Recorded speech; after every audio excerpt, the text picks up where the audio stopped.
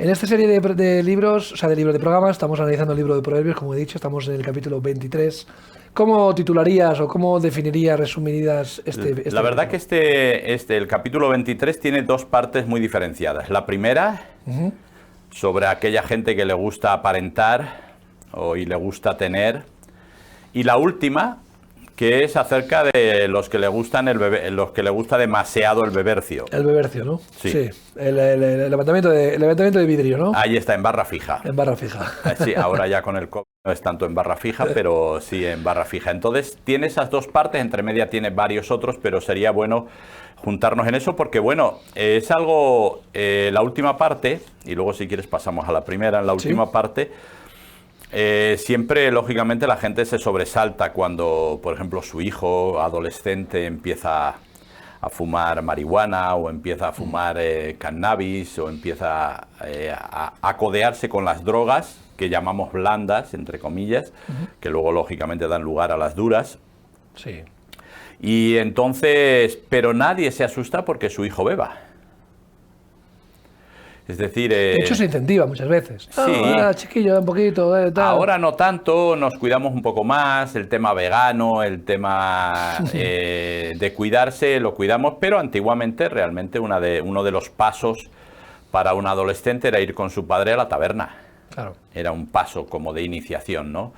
Y sin darnos cuenta, pues acabamos considerando el alcohol una droga legal que causa muchos problemas de todo tipo, es decir, muchos problemas familiares, muchos problemas de los que se dan en el maltrato en el hogar de los hombres hacia las mujeres, tienen como causa siempre el carácter de la persona, pero ayudado por el alcohol. Sí, el alcohol desinhibe, ¿no? O sea, Claro. desinhibe mucho es lo que tú dices, ¿no? Lo que llevamos dentro, ¿no? Si lo hace, quita como todos los filtros, todas las presas que había y sale y hay maltrato y bueno, y entonces estábamos juntando dos cosas que eran muy graves y era el alcohol como droga legal y el agredir a la mujer como cosa que bueno, que pasa en todos los matrimonios, ¿no? Sí, como algo socialmente lo habíamos normalizado. Bastante aceptado dentro de la sociedad,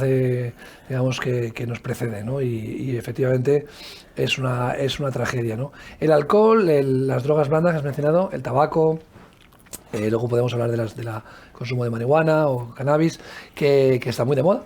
Está muy de moda y reivindicado por un sector muy fuerte de la sociedad que quiere legalizarlo, quiere legalizar el consumo de drogas, supuestamente por hacer un bien a la sociedad, para acabar con el narcotráfico, para acabar con pues las personas que son utilizadas como mulas, o sea, como que hay un lado positivo en la parte de legalizar, se compara con los países que han legalizado la droga y tal, y claro, los indicadores que no miran son las tragedias personales y familiares que vienen después. Está demostrado que el consumo de cannabis, que se recomienda en pacientes terminales, ¿no? Para poder calmar dolor y sufrimiento, producen en personas jóvenes y sanas esquizofrenias, depresiones, adicción, cambios de carácter, o sea, cáncer de pulmón, o sea, hablan siempre de los casos, me hace gracia o me llama la atención que siempre se utiliza, ¿no? Ese caso, por ejemplo, el aborto por causa de la violación, que es 1 entre 1.000.000. O entre 150.000, no sé cuál sea el índice, pero se utiliza ese caso extremo para justificar el caso de eutanasia, no el caso de la persona que está, un caso que se da que es algo excepcional para normalizar una cosa como la eutanasia, el aborto, en este caso. No, es que el cannabis se utiliza para calmar los dolores en un paciente de cáncer, es terapéutico, y con que sea terapéutico se quiere justificar que todo el mundo lo pueda consumir sin control y igual que el alcohol. No, es que una copa de vino en la mesa es sano, es bueno. Bien, pero no te justifica a que los fines de semana salgas con los amigos a beber garrafón en el parque y te emborraches y puedas desinhibirte y hacer barbaridades, y si eres una chica, pues caer en desgracia porque otros quieran aprovecharse de tu situación. O sea, ¿cómo podemos justificar, verdad, de esto querer hacer un mundo, ¿no? Sí, no, pero la verdad es que ocurre con casi todo. Lo has descrito muy bien con el tema del aborto, es decir, los 4 supuestos que había en principio abarcaban un 5% de los 120.000 abortos anuales que se hacían, es decir, el resto eran noches locas y falta de previsión. Entonces, yo he dicho aquí muchas veces, tú puedes hacer con tu vida y con tu cuerpo lo que creas conveniente, es tu tema, pero sin que nadie pague las consecuencias. Entonces, quiero decir, un bebé no nacido está pagando las consecuencias de algo que tú has hecho y no debe. ¿Entiendes? Y no digamos, o sea, si ahora mismo eso está normalizado, si tú juegas con una perra que esté preñada y pierde sus cachorros, al quinto día de haberse quedado preñada, tú tienes un problema muy serio con la sociedad, muy serio, pero con un niño no. Es curioso, o sea, es curioso, sí. No, a mí nunca he podido entender por qué hasta las 14 semanas un embrión no es niño, o sea, no es una persona, ¿no? Pero hay algo mágico, ¿no? Pues sucede algo mágico en el 14 semanas, ¿no? Ahí es o, una por cosa... ejemplo, la hipocresía, ¿no? De que si no quieres tenerlo, eres libre de deshacerte de él, pero si quieres tenerlo, el sistema se va a hacer todo lo posible por dar a buen término ese embarazo, ¿no? O sea, me refiero a que, depende del pensamiento de la madre en este caso, que el sistema esté a favor de eliminar al bebé o dedique cualquier tipo de recursos necesarios para dar buen término a ese embarazo, ¿no? Podemos hablar de España, y España la cosa está clara, es decir, en España el primer consejo que te van a dar enseguida es aborta. Y eso pues comienza con la píldora el día después, y eso es lo que te van a decir y los sanitarios, los psicólogos, etcétera, etcétera. Es muy raro, eso sin saber todavía cómo viene el niño, cómo viene el bebé.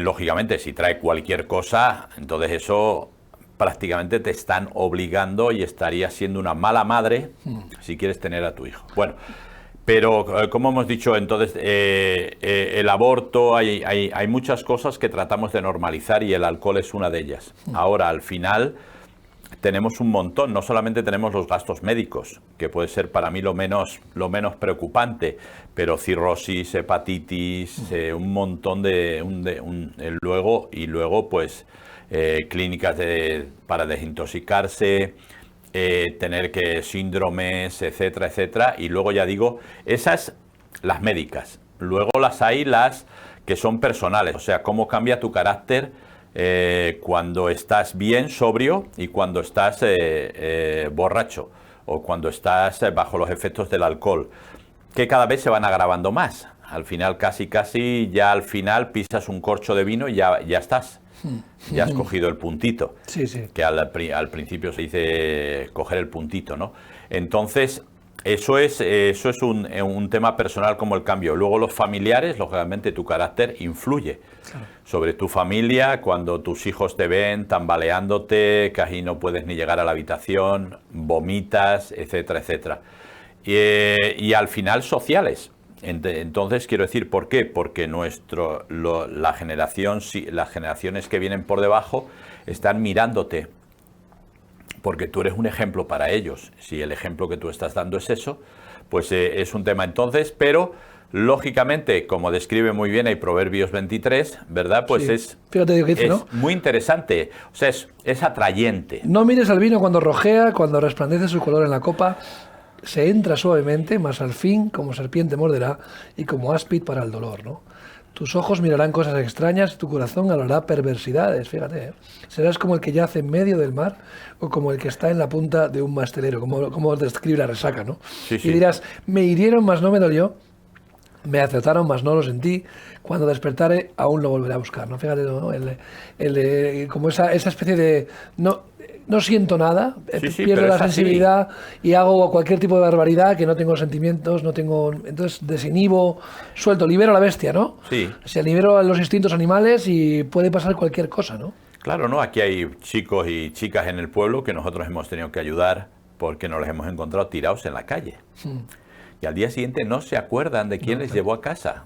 La ventaja es que esto es un pueblo y nos conocemos todos y sabemos dónde vive todo el mundo y lo llevamos hasta casa y lo metemos a casa, pero en un día de invierno te quedas y te quedas. Bueno, en Rusia. tú sabes que en Rusia mueren muchísimas gente. Personas. Nuestro responsable de remar en Rusia iba una vez con el coche y encontró un bulto sospechoso en la arena. Ya tenía casi medio metro de nieve encima y era un alcohólico, ¿no? Estaba borracho, estaba a punto de morir, ¿no? Y le salvaron la vida. Pero era lo normal, no te creas tú que el hombre dio las gracias, no, lo metieron en el coche, le dieron calor, preguntaban dónde vivía, a duras penas habló, lo balbuceó y lo llevaron a casa. Y bueno, pues ese día ese hombre vivió un día más. No sabemos después qué pasó, si volvió a caer en lo mismo, pero lógicamente es el pan de cada día. ¿Y cómo puede ser, no? O sea, que estemos atemorizados por ahora mismo por la enfermedad, ¿no?, del COVID, pero luego vivamos sin conciencia, ¿no? Viajando sin cinturón de seguridad o sin temor de Dios en nuestro estilo de vida desenfrenado, expuestos a cualquier tragedia y no tengamos la conciencia de que nuestra vida es temporal y que tenemos que tener las cosas en orden, ¿no? Bueno, yo creo que eso es una de los grandes logros que quiere tener la sociedad y es sacar a Dios fuera totalmente de la sociedad. ¿Por qué? Porque eso nos da permiso o nos da cierta libertad para poder hacer lo que nos dé la gana. Y ahora mismo estamos, es decir, la gente en el confinamiento, con ese virus fuera, con un montón de gente muriendo, estoy hablando de la primera ola, y con los sanitarios contagiándose y muriendo, etcétera, etcétera, la gente ha bebido más en casa que lo habitual, ¿no? Entonces, ¿cuál es el tema? Es que nos hemos acostumbrado a las libertades, es decir, y nos hemos olvidado del principio de responsabilidad. Somos responsables. Y ya en su día Dios le preguntó a Caín, ¿dónde está tu hermano? Y Caín dijo, ¿acaso soy yo guardián de mi hermano? Pero sí, es tiempo, porque ese es el gran problema. Yo por eso cuando ahora veo un anuncio que habla acerca de una ONG acerca del hambre, muy loable lógicamente, pero el hambre no es una pandemia. El hambre es una falta de responsabilidad, no es una pandemia. Es decir, no hay que usar mascarilla y muere más gente por hambre, seguramente en ciertos países que por COVID. Así es. Pero es una falta de responsabilidad. ¿Por qué? Porque el llamado primer mundo tiene de sobra, o sea, tira, y con lo que tira podría comer y no es demagogia. La deuda histórica es de que mucho, ¿no?, de lo que se reivindica es que de lo que tiene el primer mundo, digamos, es porque se lo ha quitado en cierta manera a los países emergentes, ¿no?, del tercer mundo, porque realmente nos hemos aprovechado de los recursos naturales, hemos explotado y seguimos haciéndolo, ¿no? Entonces ahora nos extrañamos que sea China, ¿no?, el que nos explote, entre comillas, a nosotros y que seamos parte de ese segundo, tercer mundo casi, que el mundo está dando un poco la vuelta, ¿no? Ahora hay nuevas potencias mundiales y hay nuevos movimientos económicos que nos están dejando bastante atrás, ¿no? Entonces luego nos quejaremos, hacen con nosotros lo que nosotros hemos hecho históricamente con otros, ¿no? Entonces no es lo mismo vivirlo que sufrirlo, ¿no? Entonces como que miramos a otro lado, Willy, y el vino produce ese efecto. Sí. Nos hace mirar a otro lado, nos hace acallar la conciencia. La droga es un evasor. Sí. Realmente la droga tiene un calado tan fuerte porque te hace evadir de tus problemas, te enajena, realmente. Pierdes la conciencia, pierdes la culpa. Nos adormece el sentido de culpa, ¿no? Entonces, es una cosa que ayer hablaba con Ramón, digo, mira, el Evangelio no ha venido a culpar ni a condenar, sino a salvar y a perdonar. Claro. La gente cree que la religión condena y culpa y en cierta manera es verdad. La religión históricamente ha culpado y condenado, pero no es realmente la intención de Dios. El Evangelio es claramente mensaje de salvación y de perdón. Y de libertad y de vida. Eso. Y de vida en abundancia. Esta es la realidad. Y las drogas lo único que hacen es intentar imitar de manera muy frutal, muy volátil, la paz y el amor que Dios transmite de gratis, ¿no? Sin resaca y sin efectos secundarios. Claro. Pero queremos siempre sustitutivos, ¿no?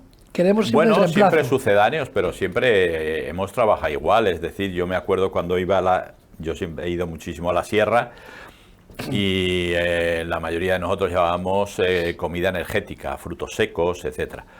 Y aparecía el típico que llevaba su petaca con coñac.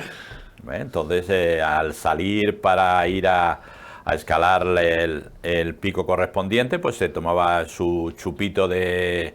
Y al principio iba como una moto, como una moto. 1 kilómetro después, 2 kilómetros después, había que llevarle. ¿Por qué? Porque el alcohol, claro, sí es vasodilatador, la sangre corre más rápido y tiene, vamos, te sientes como un caballo de carrera, pero luego es vasoconstrictor. Claro. Hace el efecto rebote y te quedas planchado. La sangre no llega a los músculos, no llega a ningún lado. Deshidrata. Sí. Deshidrata el alcohol. Lo que hace es acelerar la deshidratación, ¿no? Porque además nos hace sudar y eso nos hace perder. Y entonces, ¿cuál es el problema? Que nos gusta vivir así y se ha puesto de moda lo del carpe diem, ¿verdad? Vive el día. Y nos hemos olvidado de que no funciona así. De que un día, como dice Salomón, un día sigue a otro día y a otro día. Es decir, esto continúa. Y la vida no es una carrera de velocidad, es una carrera de fondo. Así es. Y tenemos que llegar hasta el final. Y tenemos que llegar hasta el final lo mejor posible porque como en el fondo, los últimos kilómetros cuando menos fuerzas tenemos, que es lo que nos pasa cuando ya vamos teniendo una edad que vamos teniendo menos fuerzas. Y por lo tanto, si no hemos traído fuerzas de antes, nos va a pasar esto. En la vida espiritual, esto es lo que Dios nos da. En la vida espiritual es igual. Claro, pero esto es lo que Dios nos da. Lo que Dios nos da es los que confían en el Señor tendrán nuevas fuerzas, correrán, no se cansarán, ¿verdad? Por delante de los jóvenes. Es decir, esto es lo que Dios quiere darnos. Cuando dice vida y vida en abundancia es porque esto es lo que Dios quiere darnos. Nos quiere dar vida, nos quiere dar nuevas fuerzas, quiere estar con nosotros y esto es importante que lo tengamos claro. ¿Por qué? Dios, la religión sí, nos quiere quitar cosas, libertades y un montón de cosas, pero Dios nos quiere dar. Entonces es importante que no usemos sucedáneos. Y el alcohol es un sucedáneo, que al principio parece que nos lleva a la euforia y después nos deja tirados. Es un poco la resaca del día siguiente, ¿no? Entonces porque no vemos las consecuencias, no vemos lo que tú dices, el carpe diem, no nos deja ver el camino, ¿no? O sea, digamos que tenemos una vista de gallina. Vemos lo que tenemos solamente delante de nuestros pies, ¿no? No estamos levantando la cabeza y dice la palabra claramente que nos va a levantar, nos va a dar alas como águilas, tener una perspectiva más amplia, ¿no? De ver un poco más la foto completa. Oye, el propósito, por qué estamos aquí, de dónde venimos, a dónde vamos, cuál es nuestro lugar en el mundo, qué proyectos podemos emprender a largo plazo. Y lo que hemos dicho aquí alguna vez, nuestra eternidad comienza aquí. Claro. No es cuando me muera. Algunos dicen, dejan para el final, ¿no? No, ya cuando me vaya a morir ya me pondré a cuentas con el Señor. O ya arreglaré, ¿no? Y están esperando que venga el cura de turno a hacernos la extrema unción en nuestro lecho de muerte para arreglar la situación. Hemos vivido toda la vida a nuestra bola, hemos hecho todo lo que nos ha dado la gana y queremos en el último momento arreglar el problema, ¿no? Y el Señor te dice, hombre, disfruta de tu juventud, ¿no? O sea, en el Señor. O sea, que bueno que podamos entregar nuestra vida a Dios desde ya, ¿no? Desde que tenemos la oportunidad. Sí, bueno, ahí tienes, fíjate la incongruencia un poco de que no confiamos en lo que Dios va a traer, la eternidad. Sin embargo, pues desde muy jovencitos hacemos un plan de pensiones pensando que lo vamos a cobrar a los 65, es decir, casi 45 años después. Claro. Y lo creemos a ciencia cierta, ¿eh? Es decir, pero sin embargo, pues bueno, hemos visto crack y hemos visto caídas económicas brutales que han dejado a mucha gente sin nada. Sin nada, a punto. Ahí está Forum, ahí está Finsa, ahí está Arte y Naturaleza, un montón de compañías que tenían el dinero de la gente y se perdió. Es decir, entonces tenemos que ir a valores seguros. Ya ves. Es decir, y Jesús nos lo enseña, o sea, no confiéis en las riquezas, que la polilla, etcétera, etcétera, el óxido, todo se lo come, confiar en las riquezas que están arriba. Y que no te llevas nada.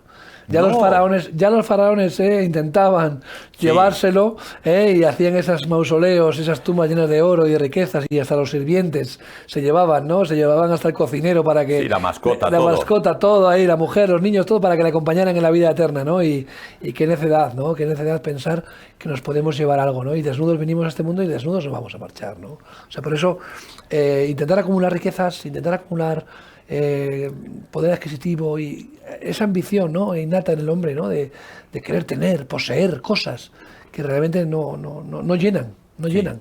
Es un vacío sin fondo.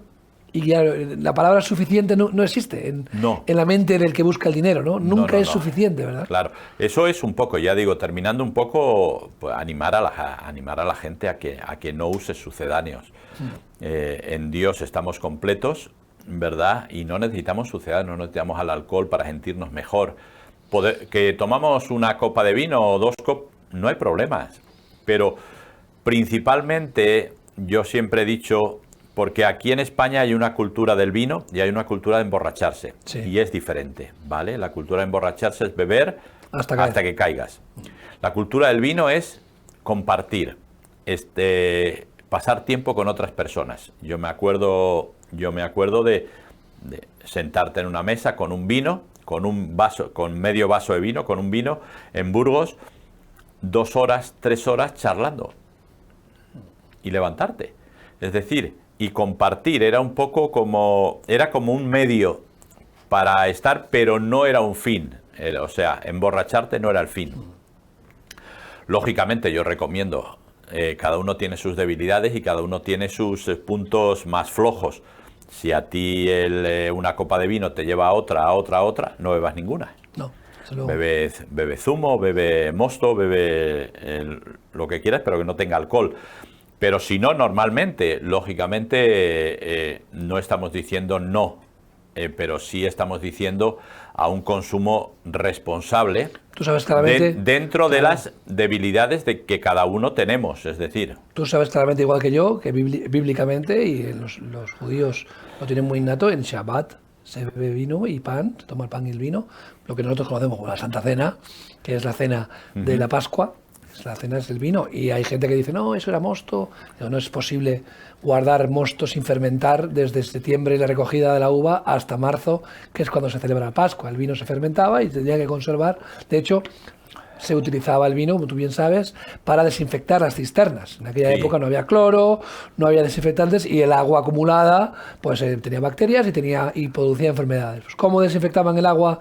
Echaban vino en las cisternas del agua para desinfectarlas. Lógicamente no un grado alcohólico que afectara a nadie, pero sí para producir ese efecto de desinfección de bacterias y enfermedades en el agua de las cisternas. Jesús tomó vino, lógicamente, no se emborrachó.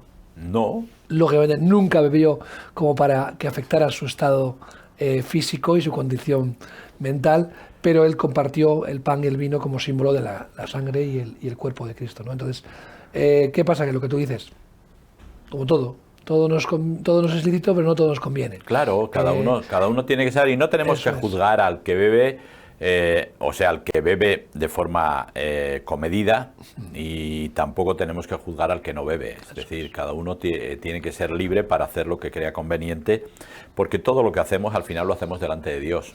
Y al final a mí no me importa si me va a juzgar a alguien que me ve. Me importa alguien que me está viendo desde el cielo, qué va a decir de mí, porque tampoco me va a juzgar, simplemente va a opinar de mí, y lógicamente yo quiero que opine bien de mí.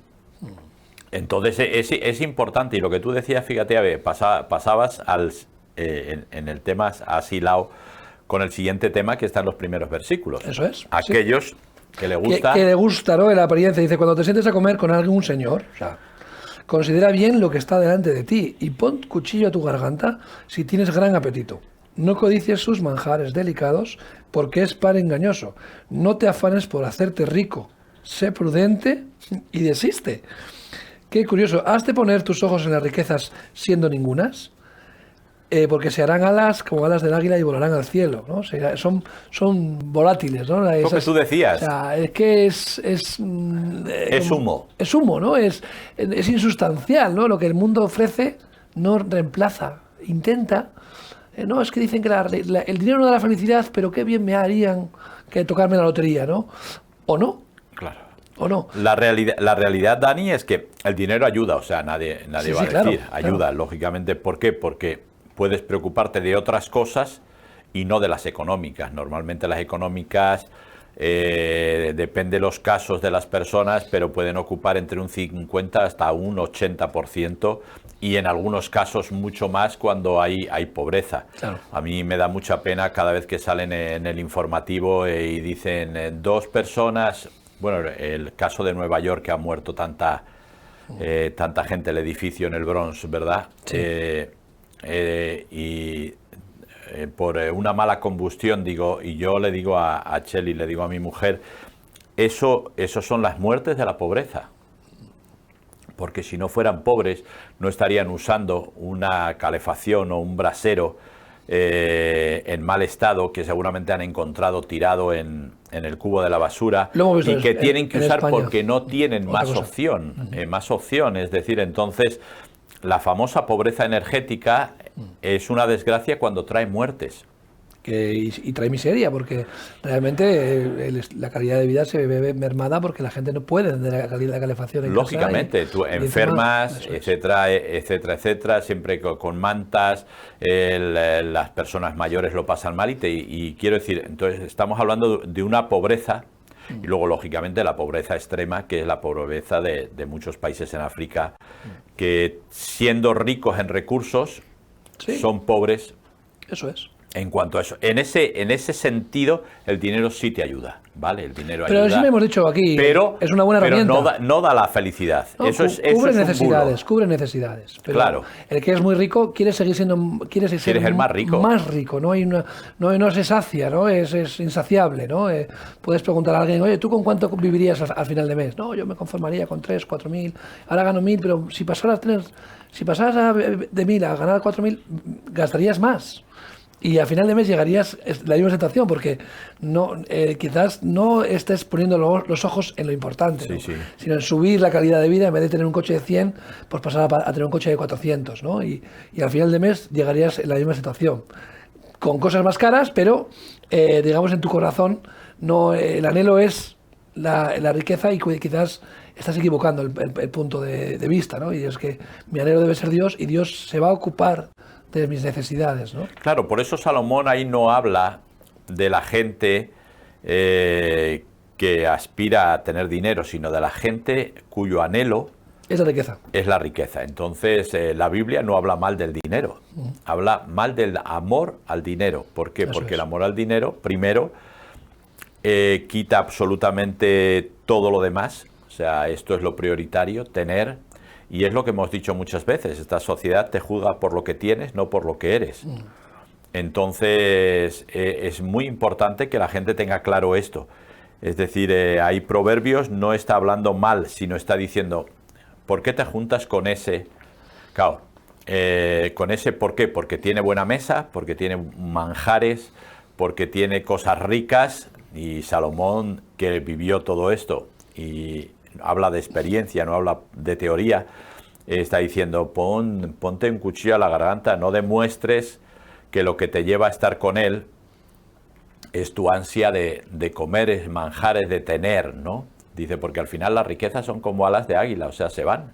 No, y también demuestra el corazón humano en el sentido de decir, oye, quizás no dejes que la envidia, ¿no? Que te lleve la envidia, ¿no? Porque quizás estás anhelando algo que no te conviene, ¿no?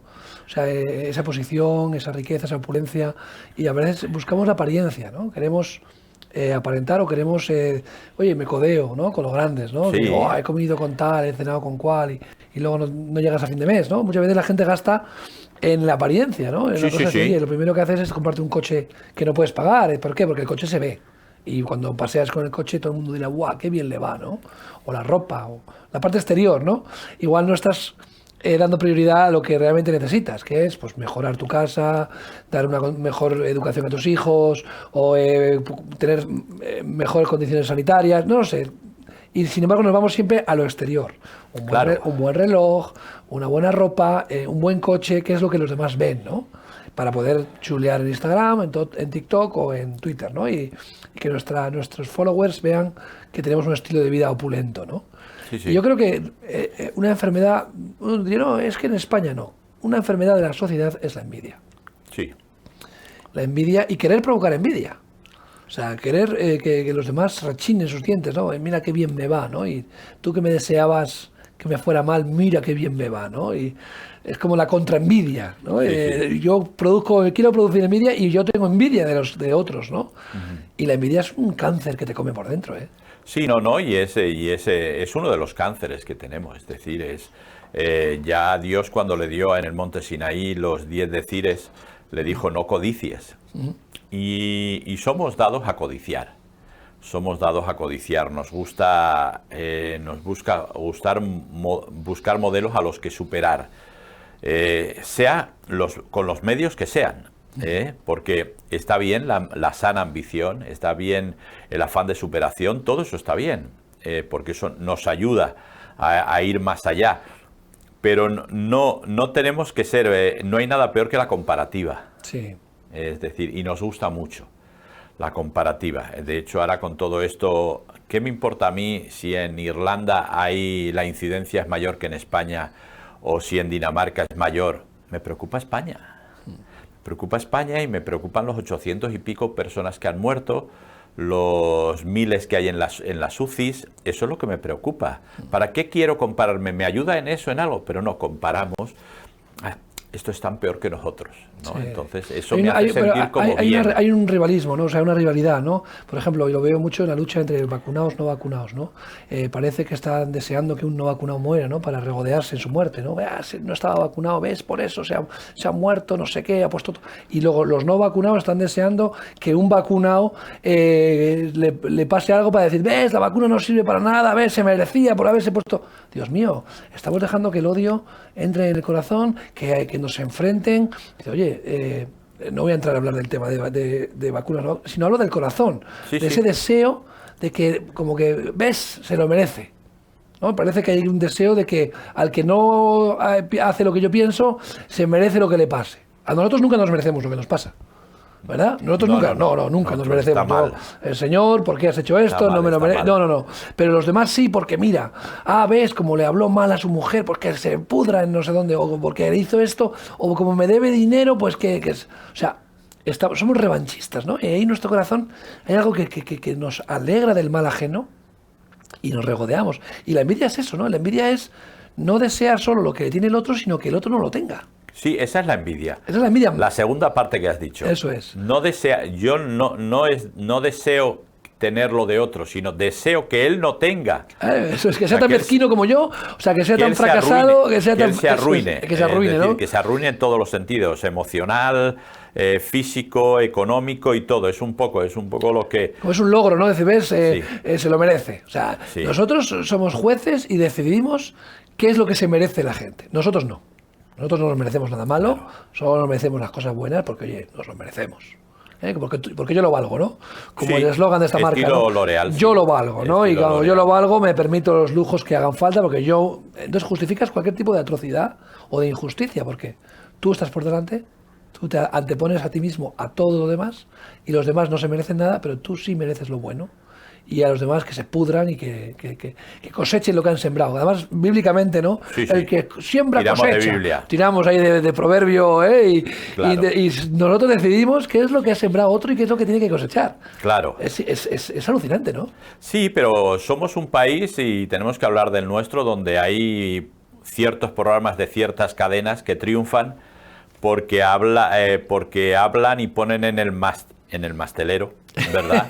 Ponen en la parte bien alta a la gente, es decir, somos un país que nos encanta cortar trajes a la gente. Sí, inmediatamente. Por eso esos programas triunfan, son los que más triunfan. Tienen un SARE, tienen un índice de audiencia brutal, porque en el fondo nos gusta cuando nos enteramos de que un famosillo, que yo alucino, ¿no? Porque hablan de, no, es un famoso de qué, ha descubierto la penicilina, ha descubierto un motor de fusión. No, es que sale con un futbolista. Ah, bueno, vale, famoso, vale. Pero esos triunfan, es la realidad. La gente me dice, ¿cómo puede haber cadenas que den esos programas? Digo, porque los ven. Claro, si no hubiera audiencia, los ven. Eso es. Digo, entonces, ¿y por qué los ven? Porque en el fondo nos encanta cuando a alguien le va mal.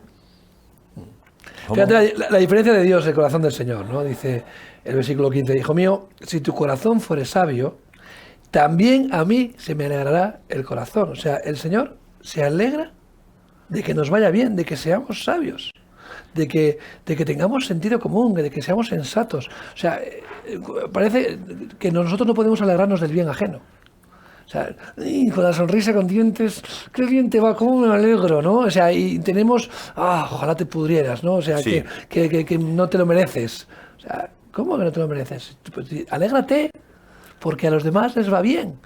Incluso al que te ha traicionado, al que te ha hecho daño, pues perdónale, porque guardar rencor en tu corazón te hace daño a ti, no a él. Claro. No perdonar te hace daño a ti. Dices, es que si no me pide perdón no voy a perdonar. Pues mira, quizás no tengas que perdonarle implícitamente, pero en tu corazón no tienes que guardar el rencor y tienes que sanar. Y Dios viene a sanar nuestro corazón, ¿no? Claro. Pero nosotros no solamente no nos alegramos, sino que buscamos perjudicar. Sí, hay que darles vueltas, pero fíjate que hay otro versículo posterior a ese que dice, no tengas envidia de los pecadores. Eso es. Sino céntrate en el temor de Jehová. Es decir, este es el gran problema. Es decir, y esto nos pasa mucho a la gente de las iglesias. Es decir, ¿por qué a los pecadores les va tan bien?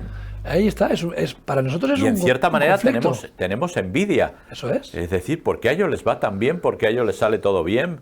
Ese cantante que se droga, alcohol y es multimillonario. Y nosotros los creyentes, aquí pobrecitos, es un poco lo que contaba, ¿no? Cuando se encontraron el billete de 500 y la moneda de euro.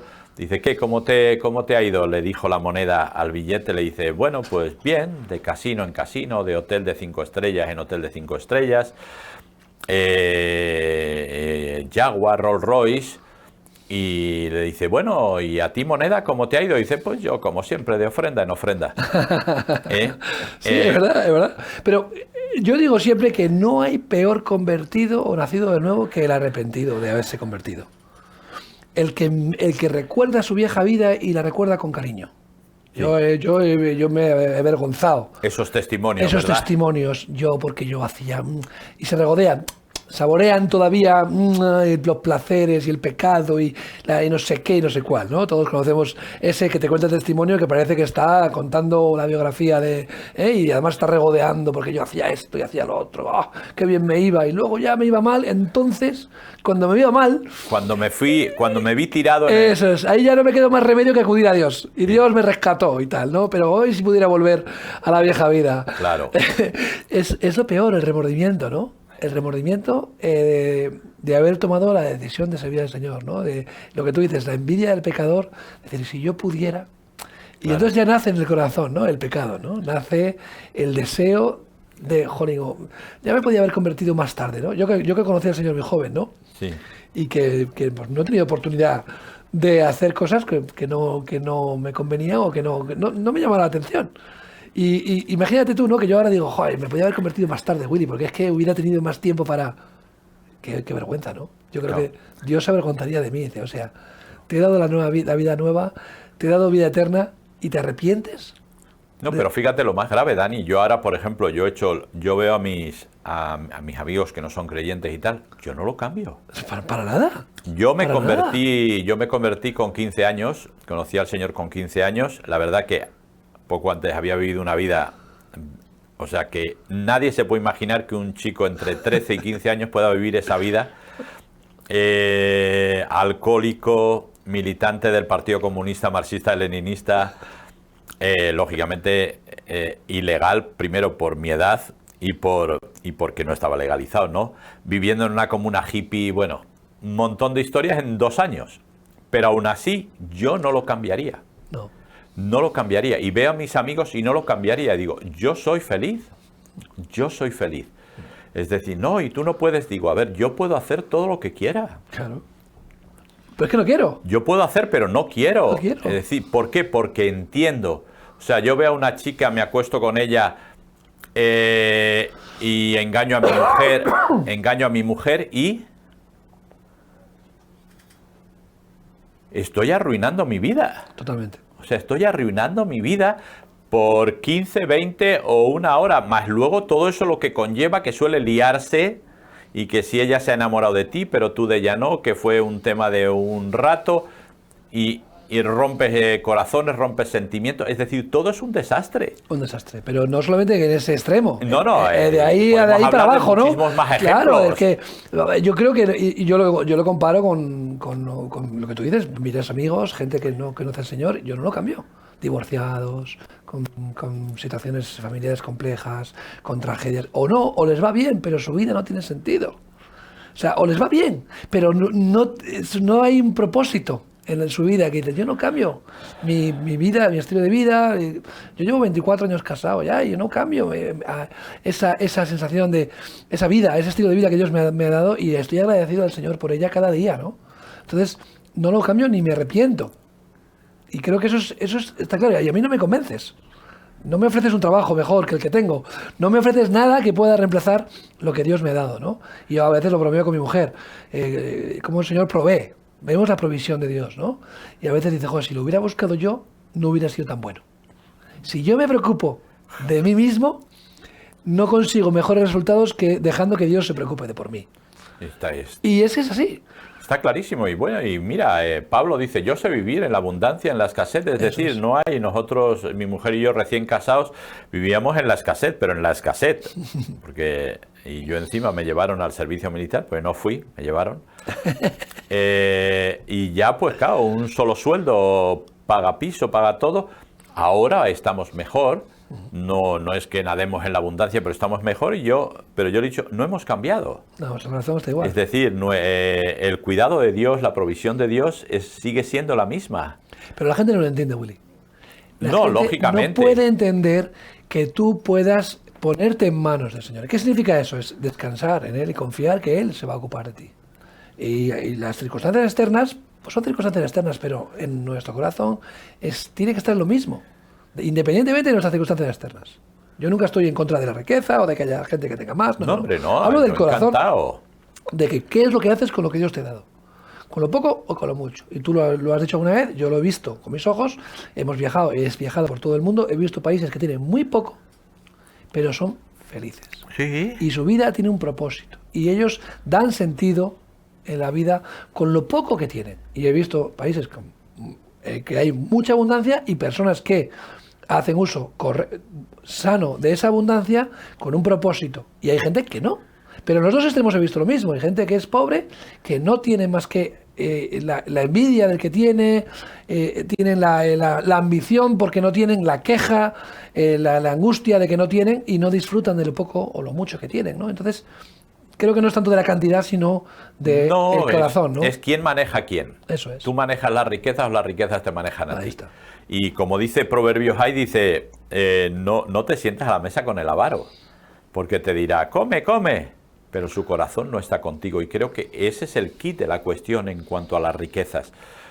Es decir, que la gente que esté cerca de nosotros, su corazón sí esté con nosotros. Fíjate que Jesús... El corazón de Dios está con nosotros. Así es. ¿Vale? Entonces ese ya lo tenemos ganado. Pero que la gente alrededor nuestro, su corazón esté con nosotros. Y bueno, Proverbios lo ha dicho muchas veces, más vale pan duro en mesa de alegría que buey engordado en mesa de contienda. Claro, yo no diría, es que Salomón qué morro tiene, ¿no? Que era rico y tal. Pero realmente el que ha probado la riqueza, la abundancia, sabe que eso no puede sustituir. Eso es. El ambiente familiar, el cariño, el amor, el respeto, que no por mucho que tú tengas, eso no se puede comprar. Tú no puedes comprar ciertas cosas. Puedes intentar tener gente que te admira, entre comillas, gente que se quiere aprovechar de ti, o gente que quiere vivir rodeado de esa abundancia, pero realmente esa amistad, fraternidad, en una mesa, como tú decías, compartiendo un vaso de vino toda la tarde, un pan y vino, claro, como Marcelino, y eso no se paga. No claro. Puedes ir al mejor restaurante a decir, oye, ¿quién le paga una comida que me dé una conversación agradable y que me dé respeto, cariño y me muestre amistad? No se paga. Sí, mira, un amigo mío de Burgos, que nos conocemos desde niños, hemos jugado en la misma calle y todo, ha cogido COVID ahora, pero bueno, ya ha dado negativo, ya ha salido. Y entonces dice, a ver, y le dije, bueno, con un lechazo esto se pasa mejor, ¿no? Y me dice, sí, dice, pero mejor en compañía. Así es. y le dije, dice, la verdad es que a ver si nos podemos, pues lógicamente hace casi 2 años, bueno, vinieron una vez muy rápido, pero hace casi 2 años que no nos vemos, digo, pero un vasito de vino, un chicharrillo en escabeche, ¿verdad? O un arenque aplastado con el quicio de la puerta y charlar. Claro. Y charlar y compartir, que creo que es una de las grandes cosas que se han perdido. Sí. Y por eso digo, es decir, es ahora lo que tú dices, con los followers, los influencers, todas las redes sociales, hay que ir a comer a los sitios que están de moda. Entonces, yo lo siento mucho, respeto muchísimo a los restaurantes de alta cocina con la comida de diseño. Respeto, han cambiado, pero yo no lo cambio. O sea, yo no lo cambio por una taberna que igual la silla tiene porquería y no está todo muy limpio. Igual nos comemos un puchero de lentejas. La compañía. Es lo más importante. La compañía. Que la palabra comunión, tú sabes, ¿sí? Koinonía, ¿no? En griego, es comunión, es comer, darnos de comer unos a otros. Claro. Y darnos de comer no es solamente la comida que entra por él, sino lo que sale de la boca del hombre, ¿no? Claro. Es lo que podemos darnos de comer mutuamente y como decía Jesús, es mi cuerpo, comer mi cuerpo. No está hablando de canibalismo, está hablando de esa comunión, de comer su palabra, ¿no? Su cuerpo es la palabra de Dios, es la Torá. Y entonces el comer al Señor es escuchar su palabra, recibirla, que nos alimente, que nos instruye, el pan de vida, ¿no? Estamos hablando del pan del cielo y todo lo que tiene que ver con la palabra de Dios. Pero qué bueno que nosotros podamos también darnos de comer unos a otros. Claro. Y darles de comer vosotros, compartir el pan y los peces, lo que sea, pero el más importante es lo que tú dices, la comunión, la conversación, que el propio alimento, ¿no? Que puedas dar. Si un día puedes dar lechazo, pues gloria a Dios. Pero si otro día no puedes dar lechazo, pues también gloria a Dios, porque podemos dar lo que tenemos. Pero eso es, y cada uno va a dar lo que tiene. Es decir, por eso es importante que comemos no solamente a nivel natural, sino sobre todo a nivel espiritual, eso es. A nivel emocional. ¿Por qué? Porque de la abundancia del corazón va a hablar la boca. Uh-huh.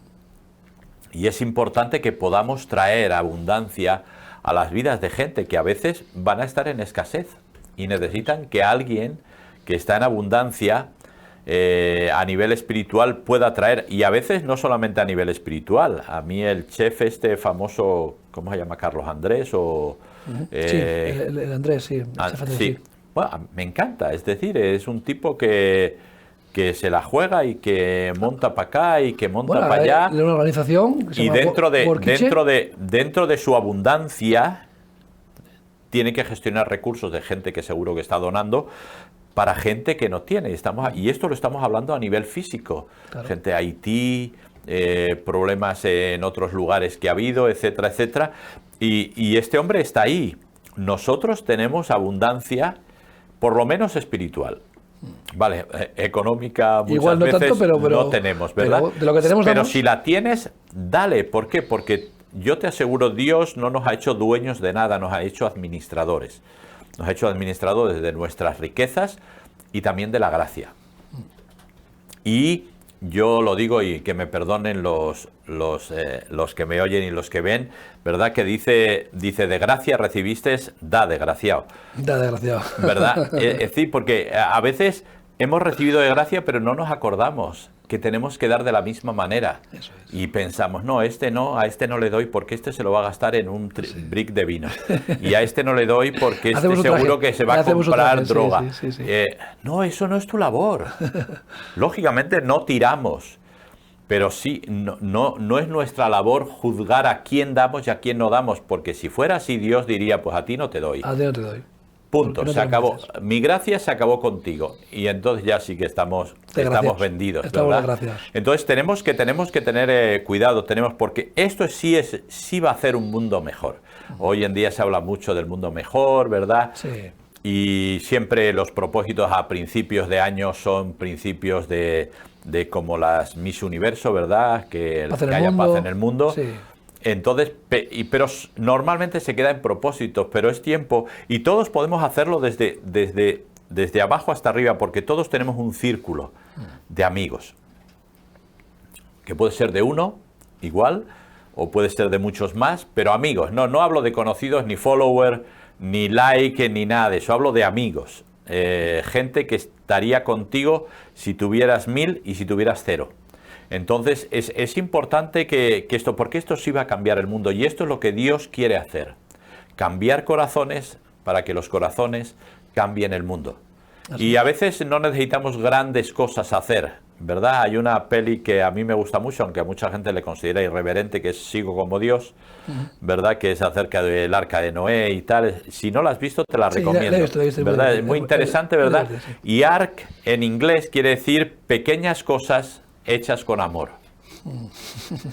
Y forma la palabra arca, bueno, como viene del inglés, habría que ver un montón de cosas. Pasa como con las canciones que traducimos de Gilson. Sí, a veces cambia. ¿Verdad? Pero esas pequeñas cosas son las que van a cambiar. Y si todos lo hacemos, eso es un mucho. Lógicamente, si seguimos en las mismas que ahora, buscando nuestra propia historia, buscando nuestro propio placer, y entre los placeres está el vino y el emborracharme y el ponerme de pastillas hasta arriba, pues entonces lógicamente este mundo seguirá así. Le seguiremos echando la culpa a Dios de todo. Sí, de todo. Pero nosotros, que somos responsables de este mundo, no haremos nada. Curiosamente, como administradores tenemos que gestionar lo que no es nuestro y además cuando tú gestionas lo que no es tuyo también tienes cierta responsabilidad. Oye, lo que tengo es de tienes Dios, mucha responsabilidad. Y te lo tomas de esa manera también. Claro. Al final, oye, con mi cuerpo hago lo que quiero, pero si no es tu cuerpo, si es de Dios, si tu cuerpo, tu mente, tu corazón, como dice la palabra, ¿no? Todas tus fuerzas, con toda tu mente, con todo tu alma, servirás al Señor, ¿no? O sea, ya te lo tomas de otra manera, que no es mío, lo que yo tengo no es mío, es de Dios. Por eso lo gestiono. Como si de Dios se tratara, ¿no? Y fíjate que Jesús compara a los avaros, ¿no? Con cualquier tipo de pecado. Dice, oye, con tales ni aún comáis, ¿no? Sí. Yo creo que también hace referencia a este versículo. Pero por eso, por lo que dice Salomón, porque te van a decir sí, que es un poco lo que pasaba con Zaqueo, lo que pasó con lo que pasaba con los publicanos, ¿verdad? Que decían sí, Jesús, sí. Lo que tú digas. Pero no están contigo. No están contigo. Entonces, busca gente que esté contigo. Eso es. Y para eso no necesitas vino. No, nada falta. Bueno, Willy, pues muchas gracias. Nada. Terminamos aquí este episodio, el capítulo 23 del libro de Proverbios. Y bueno, te emplazamos a que sigas conectado con nosotros en el resto del día con la programación. Un fuerte abrazo.